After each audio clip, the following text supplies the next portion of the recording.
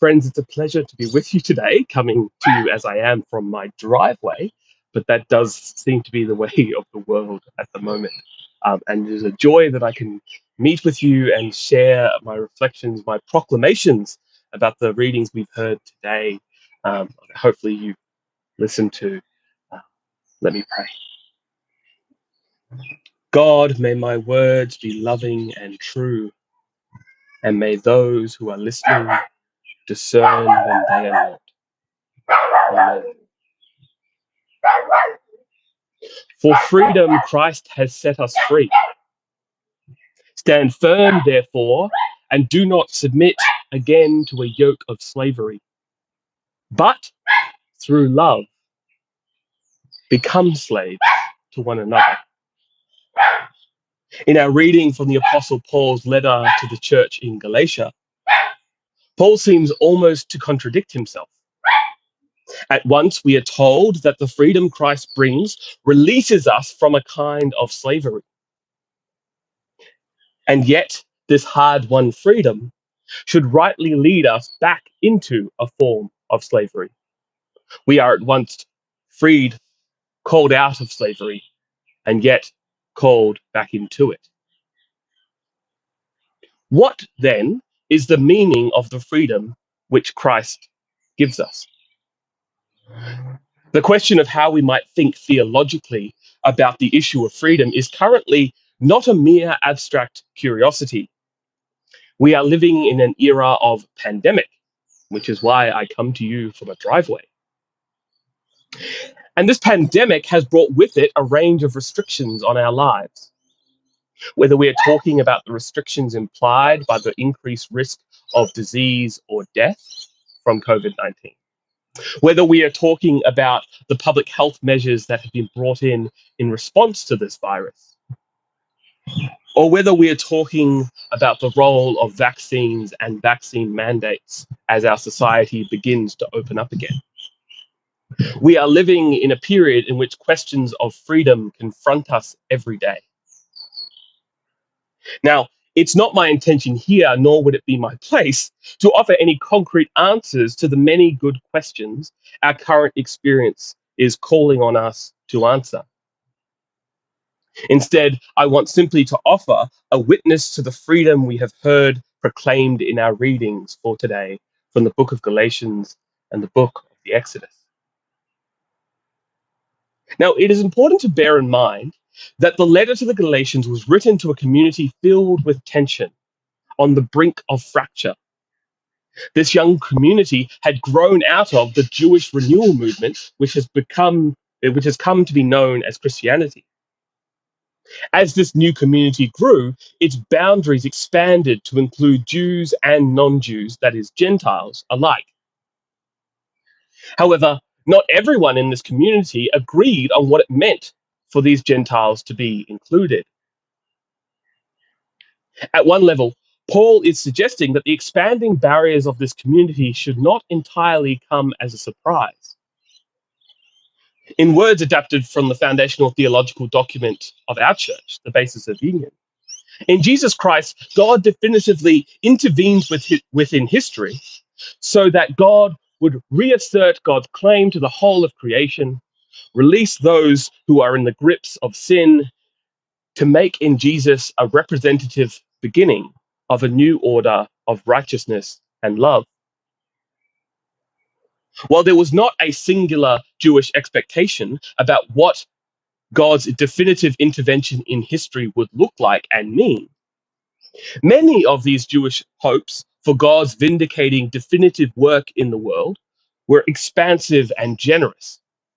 Jewish hope included that God's definitive act of redemption would flow out into the whole world, embracing Jew and Gentile alike, restoring all people in the whole of creation.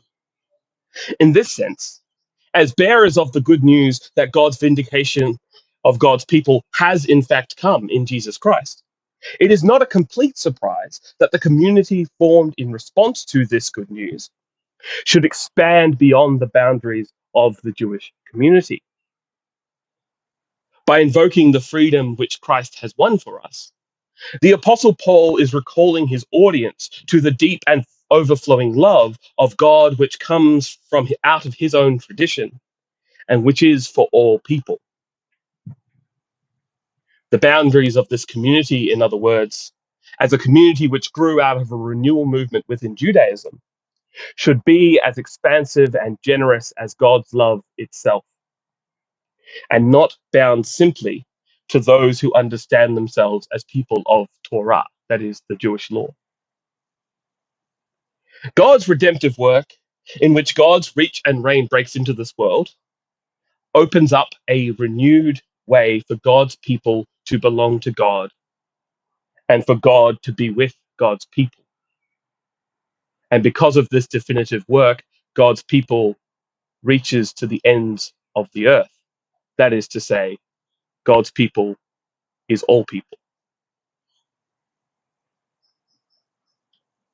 In this way of understanding Christ's salvific work, we hear an echo of the deep story which shaped Jesus and Paul's own Jewish tradition. Like the Israelites under bondage in Egypt, God meets us in our captivity to sin in order that God would become our God and we would become God's people. The expanding boundaries of Christian communities extends the trajectory of liberation and freedom which the story of Exodus establishes. In our reading from Exodus 6, Moses conveys this very message from God. I am the Lord, and I will free you from the burdens of the Egyptians and deliver you from slavery to them. I will take you as my people, and I will be your God. And yet, even hearing these words of grace and liberation, this word of freedom in the midst of slavery and bondage, the Israelites could not heed this call.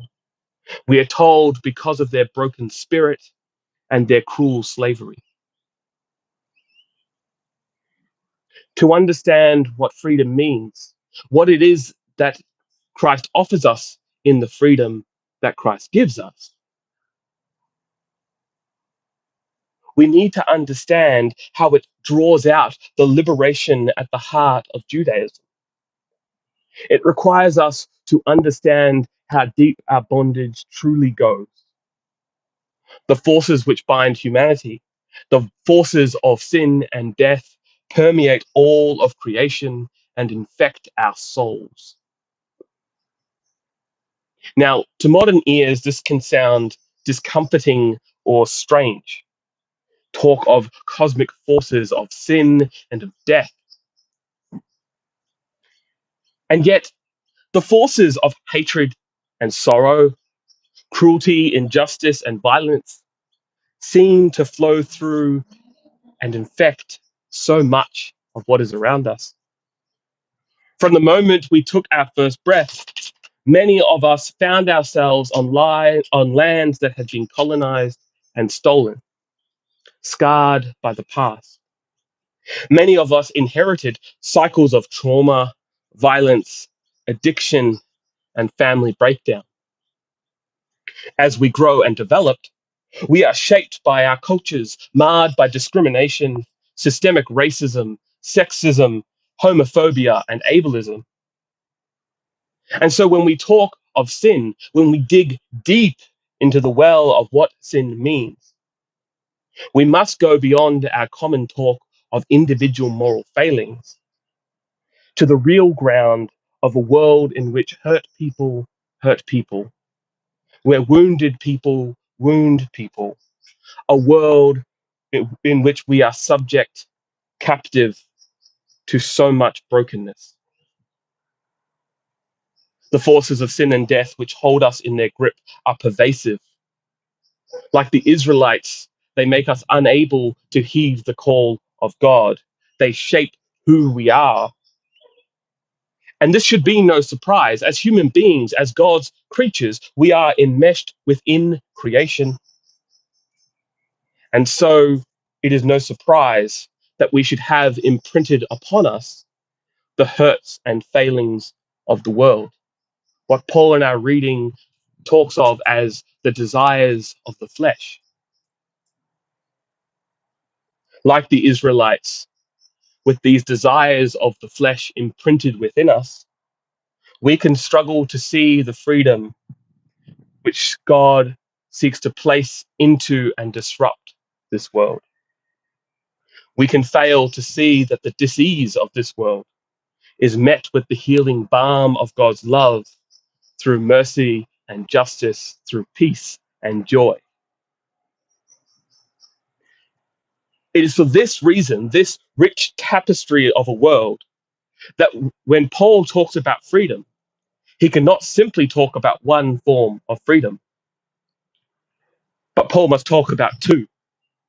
The freedom which frees us from the yoke of our captivity.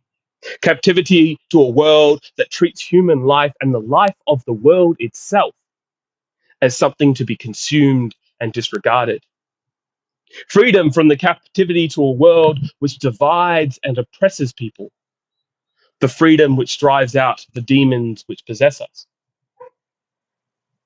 And at the same time, Paul talks about the freedom which frees us to, the freedom which frees us to a renewed life in which we are filled by the Spirit, having been brought out of our captivity, the freedom which finds in the promised land of a reconciled world, a place where we are connected to the fullness of life and love with God and with each other.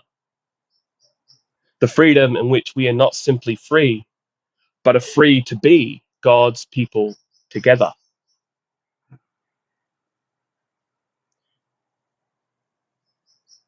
Our place within history is not, of course, as easy as many of these simple proclamations. While we experience the freedom which Christ brings in fragile, fleeting, and partial ways, we are all still enmeshed in a world in which many of us experience heartbreak, loss, and tragedy.